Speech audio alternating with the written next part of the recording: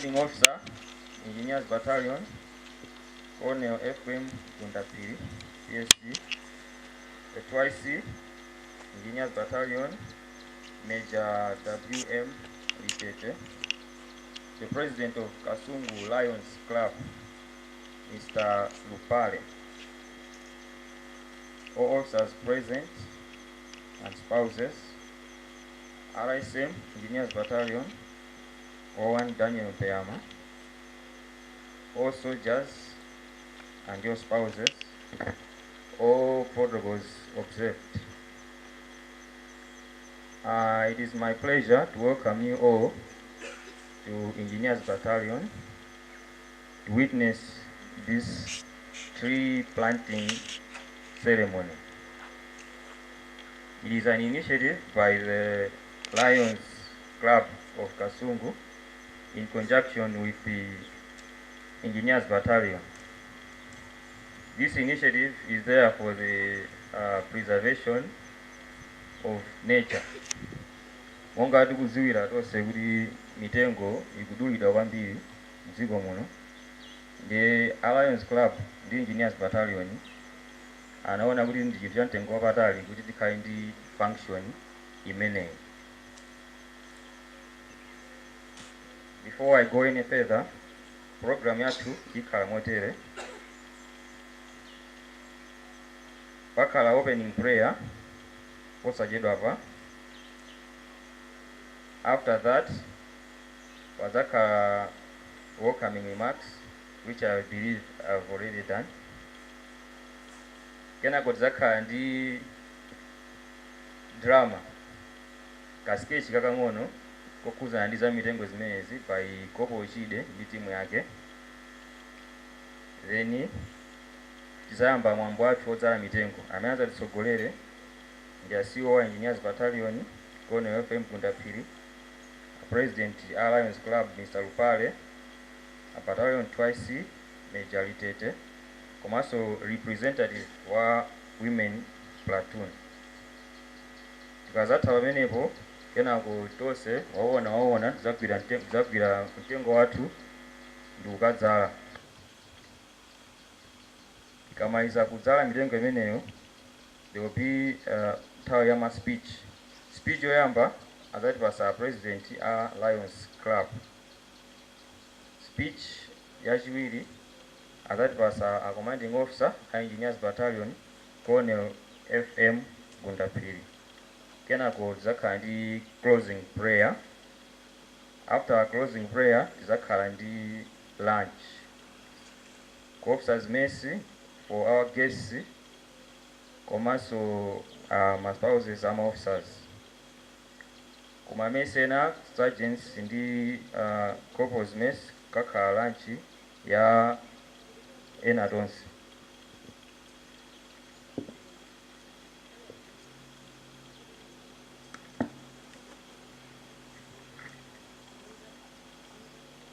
After lunch, that will be the end of program. Just an addition, podzala mitengo also golirapo pazakhala so representative wa Maravi Heritage Foundation.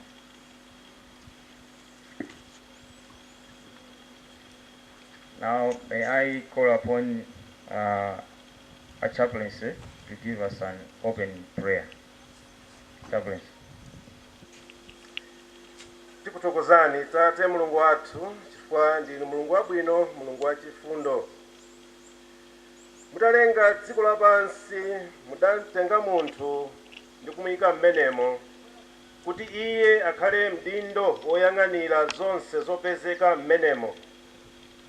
Tere n'chifukwa chake lero lino ife tonse a Engineers Battalion komanso anzathu a Kasungu Lions Club tasonkhana pompano kuti tengepo gawo posamalira dziko lathu ili pamwambo wodzala mitengo. Tipemphani Mulungu kuti mukatikhazike ife kukhala adindo oyenera kusamalira zachilengedwe, popeza ndizo zimatipatsa zonse zimene tifuna moyo wathu. Kakhale nafeni pamene tikuyamba programu yathu ino kufikira pamene tikatsiriza. Mwa Khristu Yesu tapemphera. Ameni.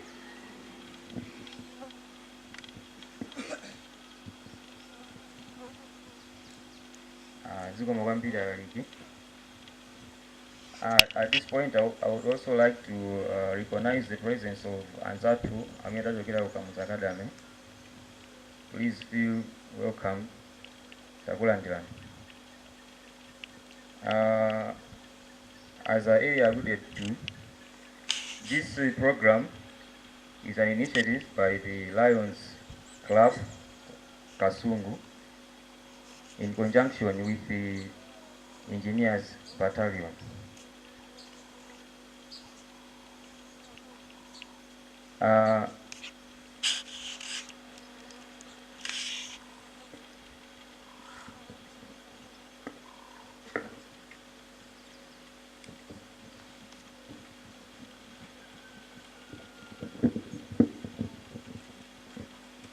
Tonse tikudziwa kuti mitengo ndi chinthu chofunikira kwambiri. Timamvapo nkhani za climate change ndi zinzake. Zonsezi padre zimapangidwa choncho chifukwa cha kuduladula kwa mitengo. Ndiye anzathu a Lions Club anachiona cha mtengo wapatali kuti we should do a joint program yodzala mitengo.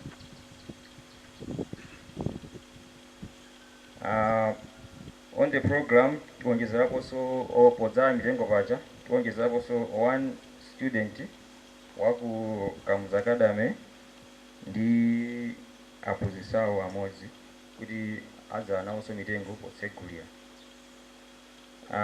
Panopa mundilole kuti tipitirize ndi program yathu. May I call upon Kopo Chide ndi Gulak kuti mutipatse sketch yanu. Kopo Chide.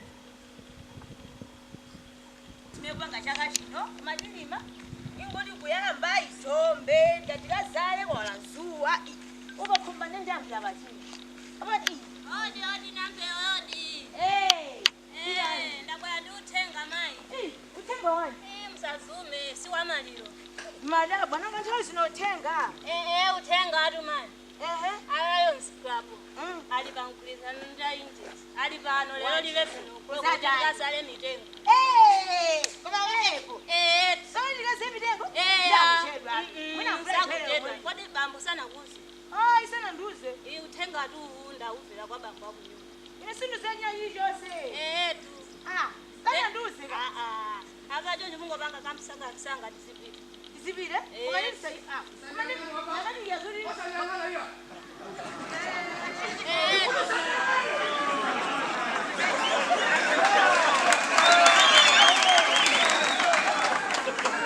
Masulita mamuna na kutumika kukua simu kuyakuwa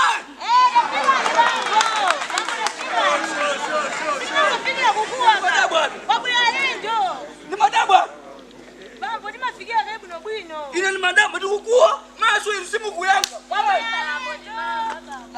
kodi tamaya uje pepani tinasula zongongola mulibali mali dilibiro ayi wala bwana ndutenga bali kwa mali ndani kapena kudoa ndani pesa mya mwali awi ndikaze mitengo sima ndi mubira sokudino musandamba amayi mwava ndela masujani Kawi lolima monzi bila kukuza zikoza mitengo zolo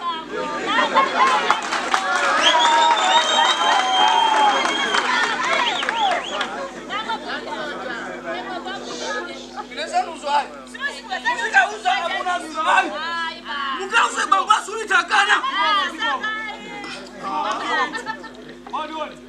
afike afike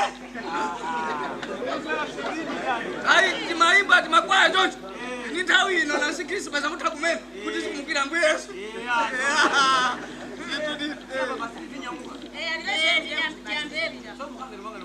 kodi mabwaso ndandawa usena kukano kasandi mwaita kufa panga mwaita kuliza kuti moyo kuno inu lamakali mukombetetsa kali iri bandoni nakuti Hadi yesi alikepo mbali makana utala kigema. Ndio kwa sisi remote tana ndio mpanga simu za jiga chocha. Mambo usisa kakani yake. Usisa kuja na nenda order. Mwaka. Inali order bene. Unasema funa hiyo.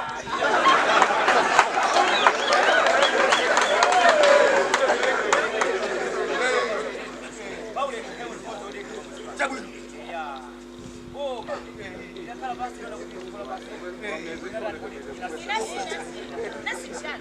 Leo kusita kwa nyembo bwana ndipima kachani kule mara watakale wabwino. Ndio majina yetu ndio nakuli bomba ila bwana kule kufuta. Anaona kuli kichambe sababu ni kule kule kijani. Auni kile ni ampe bwana. Ndio nani kumve sana. Basi mai kama kanza sawa ila kuno bwino. Kama kali ndio nakuli bomba. Iya isi magari kama kusambeteta. Kani njoni na kuliboma ila kala basi. Inaona kulimenga ndi kusinda kwa nyembo. Mukujua moja ega kile January. Chima ngalo jimakajiri ru. Chima kala umwe. Bado jimakajiri akajiri yako. Kusinda kwa nyembo kumene.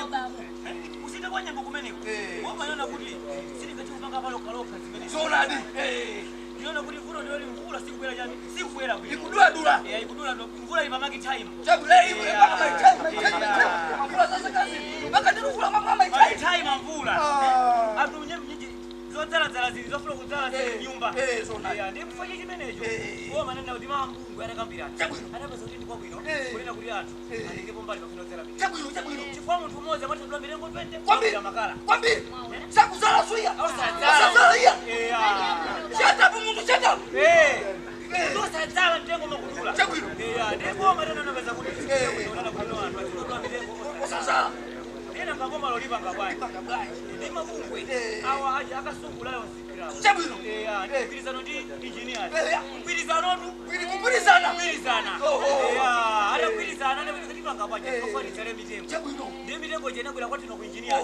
Modi wa aje ala sikira. Ya sawa ena. Chabuino anabwera ko abwera ko. Bango maona pasana na kwise. Chifuka fa serikali. Chitu atuma tumukira chini. Kwani ngati sasa mitengo. Teki kaza tuma kabanje.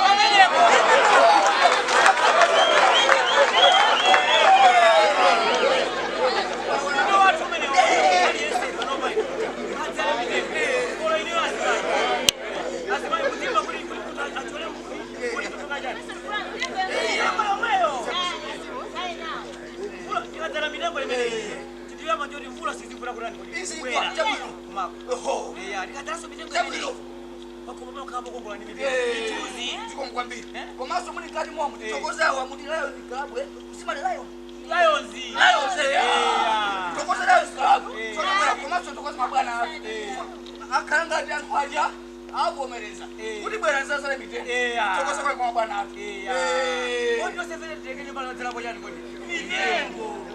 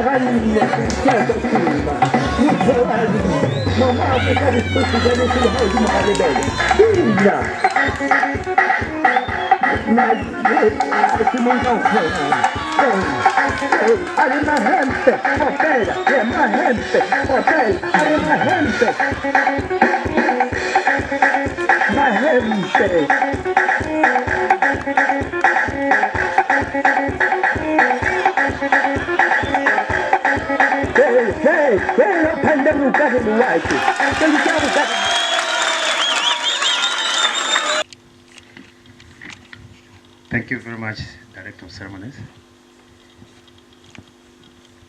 The Commanding Officer, Engineers Battalion, Colonel MF PSC. 2IC Engineers Battalion, Major WM Litete. The Vice President of Kasungu Lions Club, Lion Masie Muhiwa. all officers present and spouses, RISM Engineers Battalion, Ward 1 Daniel Peama, all soldiers and spouses, members of the press. I see representatives from Malawi News Agency, MANA, representatives from Maravi Heritage Foundations, fellow Lions, Leos from Kamuzu Academy, and members of staff, all protocols observed.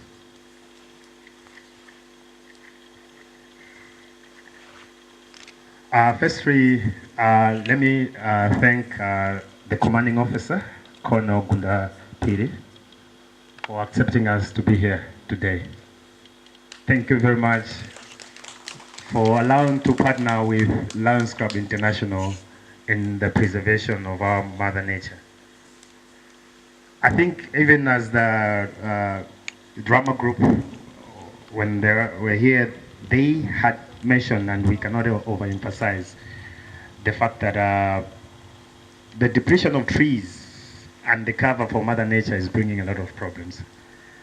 I think most people have also mentioned that during the past, by the time it's January, in the fields, we could observe that the maize had gone to some stages. But now we still have other people, chimanga chinagari nyumba sadazari, because mvula kuti kubwera mwanjomba. But all these, I think our function today is agreeing on the fact that we all have a role to play. But most of all, we cannot work individually. We need partnerships if we have to make sure that we cover Mother Nature or we protect the environment together. So to Lions Club, which always looks at partnership in the way that we serve the community, we are very much grateful to Engineering Battalion for allowing us to be here and for taking part in planting down these trees. Let me thank Maravi Heritage Foundation, whose representatives are here, for helping us source the 2,000 trees that we have come to plant and we had donated the Engineers Battalion. Maravi Heritage Foundation, through their environmental projects, will also help source 30,000 more trees, which we are trying to cover or go farther wide in the district of Kasungu so that we reach out to so many areas. And I've just been informed that we may have 2,000 more trees next week or so that we're going to be coming again at the Engineers Battalion so that we cover.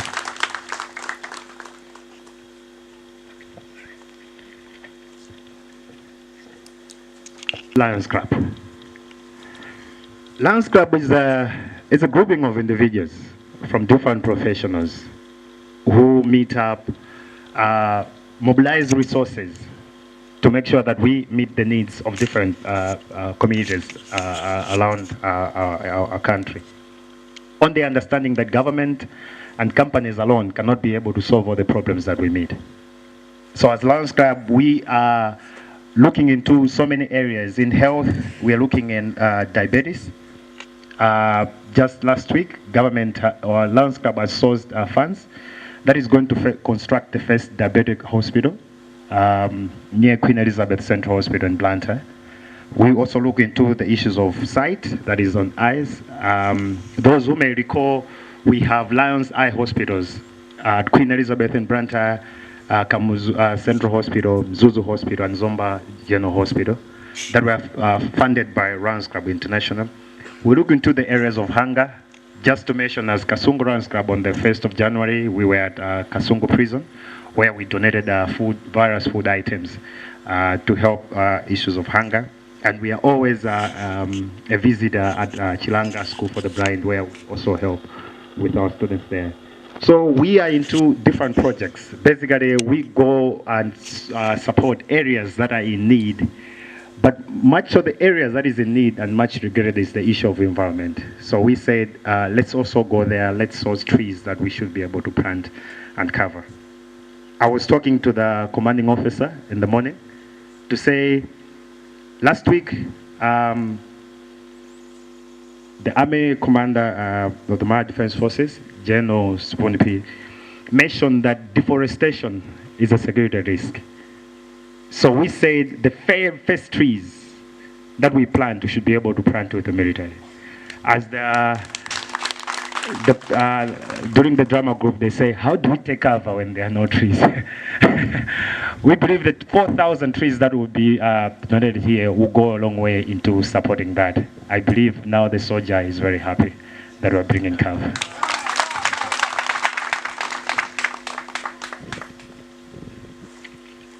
Lastly, let me thank all of us for being here.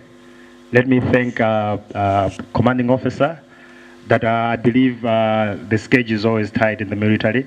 Let me thank my fellow Lions and all our guests, our students, for taking time to be here.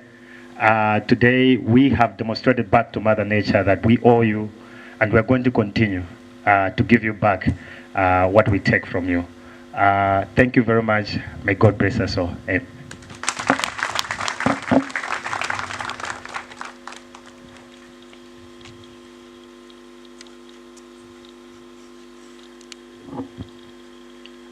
Yaombele manja abwana Lions Club. At this point, may I call upon the CO, Engineers Battalion, to make his remarks.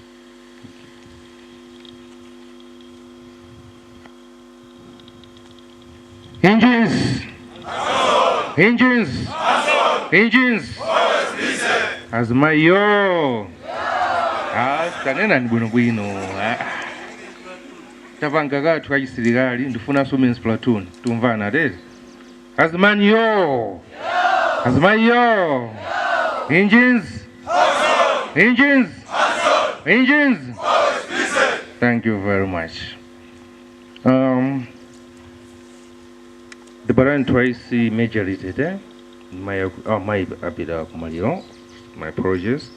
The president of Kasungu Lions Club, Mr. Rupali, all the Lions present here, representative of Maravi Heritage and representative of Kamuzu Academy present here. My students from Kamuzu Academy, welcome. All officers and spouses present here.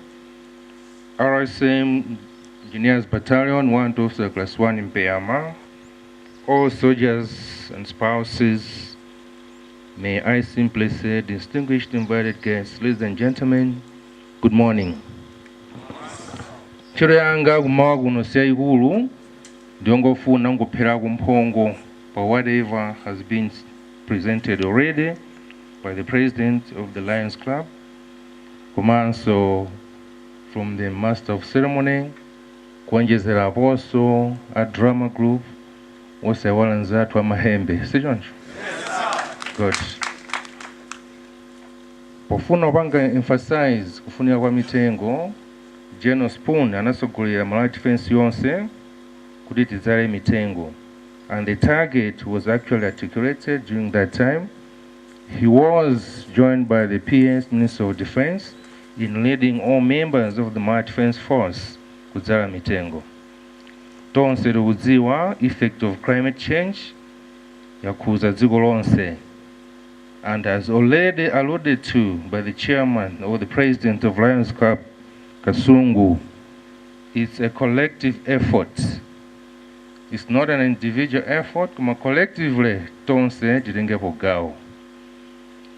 Tonse lukudziwa mvula ikuvuta, ma blackouts akuti madzi akumapha muleki whatever misinja menemu sonyeza kuti mitengo tadula yambiri.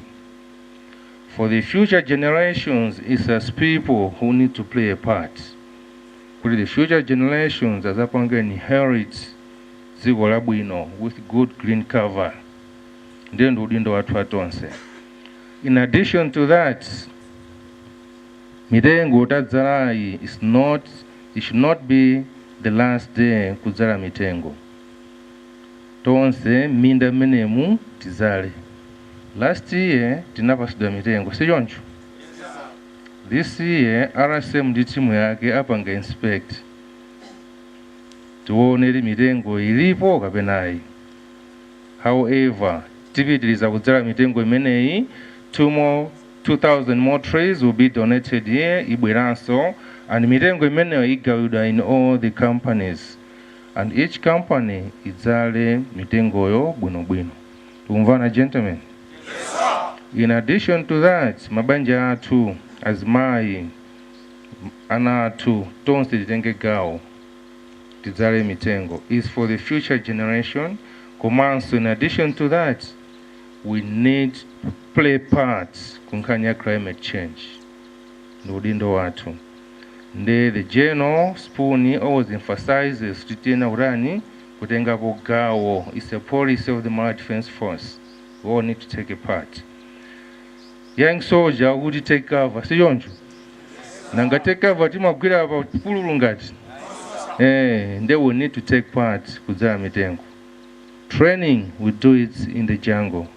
That's why there's jungle warfare. Okay? Without mitengo, there can't be jungle warfare. It means it will be desert operations. And desert operations is different concepts. But primarily, being in a tropic country, we need kudzala mitengo for us to disbanga training mechanisms. Tamvana. Considering that today it's a holiday in honor of John Chirembwe, who is a martyr to the nation, ndikudzalira mbiri says ntchito zathu tikanapuma could have done other things. Because of that, tomorrow tipume tonse tikhale off.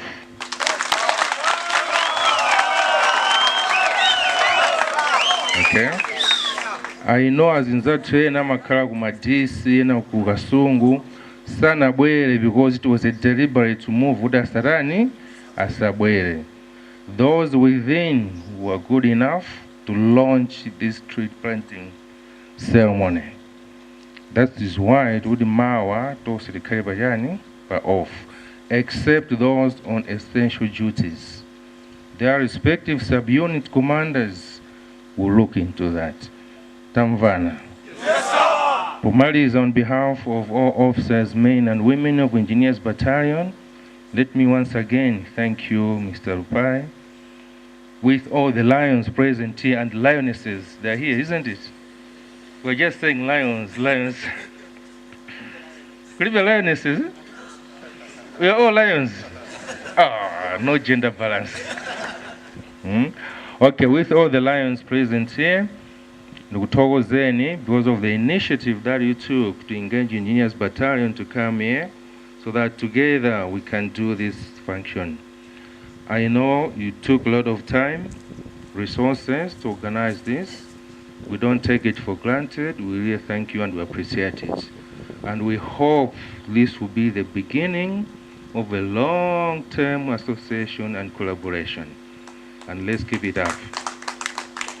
At the same time, ndithokozeso and Zatogamus Academy for taking your time out of your busy schedule kubwera kudzakhale nafe. In particular, I'm impressed in the presence of my students. Okay? Because these are the men azapanga inherit dziko lino. We need to prepare it to be very conducive for them as well as they continue with the development agenda of the nation. So thank you very much. I'm going to Woziras kwa Hedi and the entire management. Kumanso anzatu amene wachokera ku Maravi Heritage, ndikuthokozani kwambiri. I understand the role that you have played to organize this as well, to be part and parcel of this ceremony. We thank you very much for your efforts. Kumanso ndithokoza asilikali tonse amene tili pano. I know today bweziti mwakacheta. Ndamva mumazemba ghost walk kumeneyo. So ndikuthokozeni for complying to the order. A young soldier, it was just an order. Okay, so let me thank you for your presence here.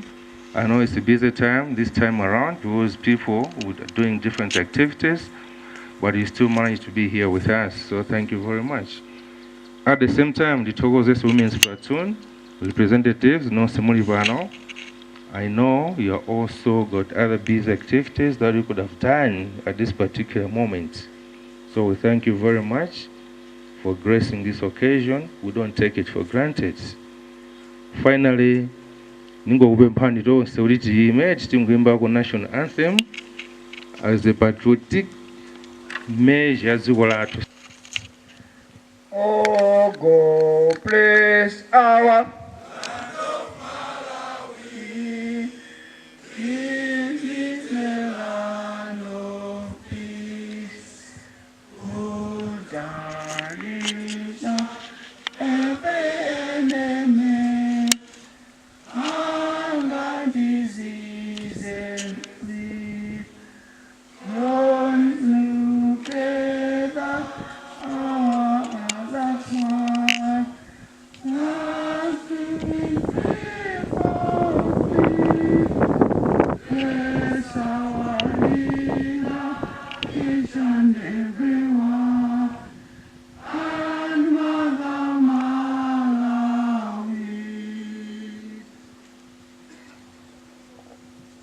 Mwambi Tikale, thank you very much for coming once again, and may God bless you. Thank you.